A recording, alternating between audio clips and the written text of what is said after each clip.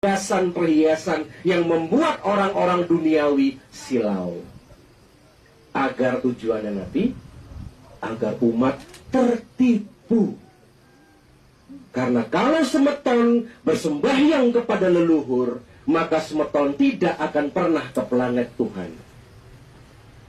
Sembahyang makin ke leluhur manten, nanti kalau mati datangnya ke alamnya leluhur.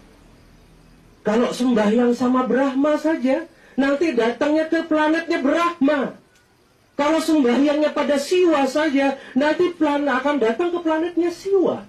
Kalau nanti sembahyangnya kepada betara lokal, datangnya ke betara lokal. Contoh ring nusa, menten betara dalam pet. Apakah betara dalam pet itu dewa? Tidak. Beliau makhluk suci. Yang namanya dewa, sinar suci, Div, Brahma, Wisnu, Siwa, Saraswati, Sri Lakshmi, Durga, Varuna, Ganesha, baru dewa. Tetapi Ratu Niang Lingsir, Ibu Ratu Kanjeng Pantai Selatan, namanya Dewa Dewi yang di Bali, Betaro Toh Langkir, Ida Betaro yang ada di Panda, Ida Betaro yang ada di Gunung Semeru, mereka bukan dewa, tetapi makhluk suci, used to be human. Kalau saudara fokus bersembahyang kepada makhluk-makhluk itu, nanti saudara-saudara kalau mati, jangan mimpi pernah ke alam sunya di angin. Nggak bisa. Menten dulu cerita. Menten beberapa orang fokus sembahyangnya di Nusa Penida. Tidak sembahyangnya pada Sang Hyang Widi, tidak sembahyangnya kepada dewa. Yang terjadi apa? Ketika mati, rohnya ada di Nusa Penida, di daratan, tidak datang ke planet matahari, tidak. Makanya di sana ada pura kerangkeng, ada pura kerangkeng bumi gitu istilahnya di Nusa Penida. Kalau makin menten mataos, banyak orang Bali, Siresane Numadi, di mana leluhur saya yang baru mati, selalu kata yang petapaan atau Balian itu selalu mengatakan di seputar Bali. Apakah kita pingin kalau kita mati roh kita hanya ada di tempat ini? Apakah kita ingin ketika kita roh mati kita hanya ada di laut? Apakah kita ingin ketika kita mati nanti roh kita hanya menghuni gunung? Tidak. Dalam agama Hindu dikenal Moksatam Jagadita Yaca Iti Dharma. Cita-cita orang Hindu amor ring acintya. Langsung lari ke planet paling atas. Makanya penting semeton mengucapkan pranam. Pranam itu mengucapkan nama-nama suci Tuhan.